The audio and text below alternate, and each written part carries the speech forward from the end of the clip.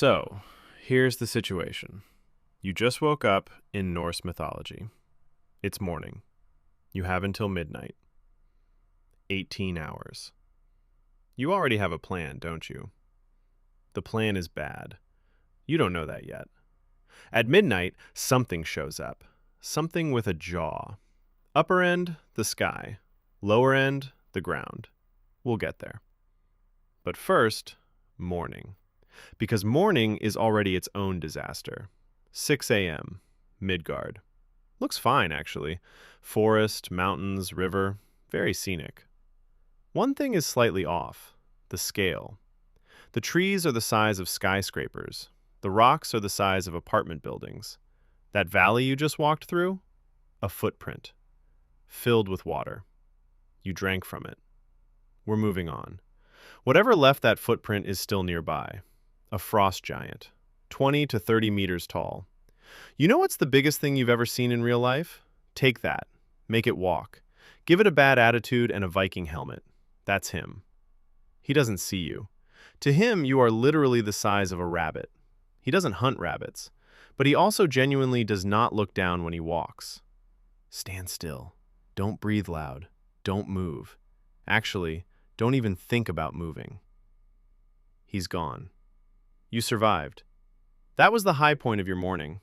Everything after this is worse. 2 ravens land on the branch above you, just staring. You know that feeling when a cat judges you from across the room? Like that, except these are Odin's eyes, and everything you do goes straight to him. Live, real time, no delay. He is not sending help, but he is watching every single thing you do. One of them just wrote something down. You don't want to know what it says. The ground shakes. Not the giant, he's gone. This is Nidhogg, a dragon under the roots of the world tree. You know termites? How they eat wood? Like that, except instead of your house, it's the roots holding all 9 worlds together. Been doing it for thousands of years. 0 days off. He feeds on corpses of oathbreakers in the underworld. You're not an oathbreaker. Probably. He's not interested in you. Yet. 9 a.m., 3 hours down. Nobody ate you. Giant, 0. You, still here. Don't get comfortable. You're hungry. You see the ocean. And look, you're already thinking about fishing, aren't you? I can see it. Don't. You do it anyway. You find a rope, tie a rock to it, throw it in the water. Something bites. Something really bites. You pull. It pulls harder. You are now flying over the water, genuinely airborne. Something comes up from below. One eye, the size of a lake. That is not a fish. Jormungandr, the world's serpent. He wraps around all of Midgard and bites his own tail. And hey, you know that thing in the distance you thought was the horizon? That was him, the whole time. You were staring at a snake and calling it geography. What you hooked was his tail. He just flicks it to shake you off. You travel 400 meters. You land on the shore. Alive. Not fed, alive. No more fishing. We agreed. No more fishing. You go inland. There's a cave. Warm. Dry. Something glowing inside. Gold. A lot of gold. You're already walking toward it, aren't you? And then you stop. Something feels familiar here. Warm cave, gold everywhere, smell of sulfur and burnt stone. You've seen this before. All 3 Hobbit movies. Extended editions. You are not Bilbo. Bilbo had Gandalf, 12 dwarves, and a magic ring. You have a wet rope and a bruise from where the ocean threw you. You turn around. Good call. But then you look back. And you shout into the cave, "Smaug? Is that you?" Column of fire. You run. You got nothing. Saw nothing. Almost died in the most embarrassing way possible. But you made the right call. 5 seconds later than you should have. Noon. Still alive. Slightly singed. Moving on. 3 p.m. Battle sounds in the distance. Metal. Shouting. Then silence. A warrior goes down. He's smiling. A Valkyrie drops from the sky, picks him up, and flies.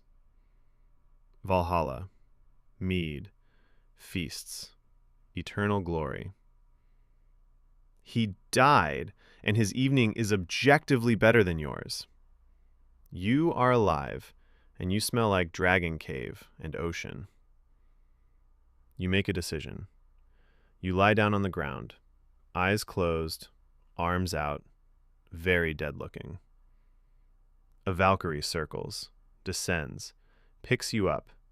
You're airborne! This is working! She looks at you more carefully, puts you back on the ground, leaves. You try again. This time you grab a stick, like a sword, like a warrior. She picks you up, flies maybe 15 meters, sets you down. Doesn't even look at you when she does it. You know that feeling when you try to return something at a store and they just put it back on the shelf without making eye contact? That's what that was.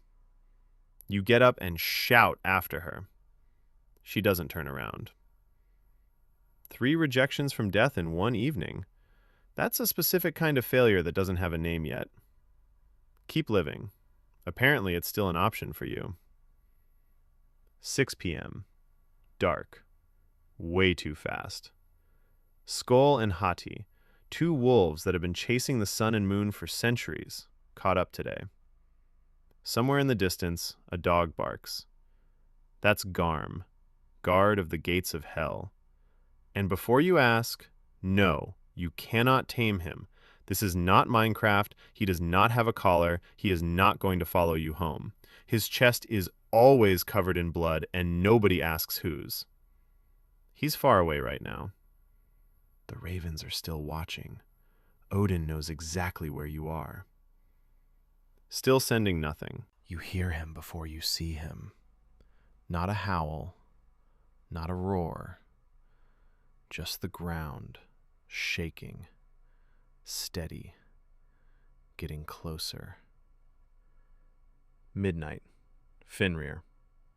The chain that bound him, woven from impossible things, held for a very long time.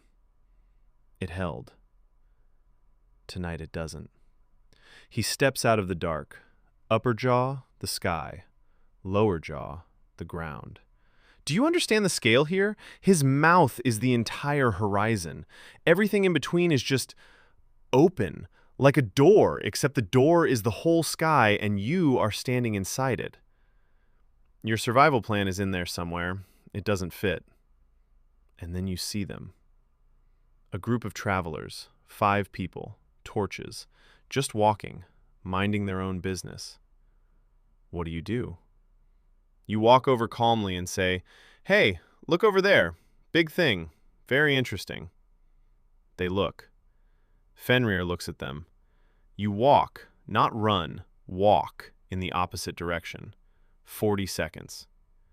You're thinking, this worked. It worked for 35. He was done in 35 seconds. 5 seconds later, he's looking at you again. You're the only one left. The most interesting thing in the radius. By a lot. Options. Frost giants to the left, world serpent to the right, dragon cave behind you, Garm in the dark somewhere. Odin is watching. Still sending nothing.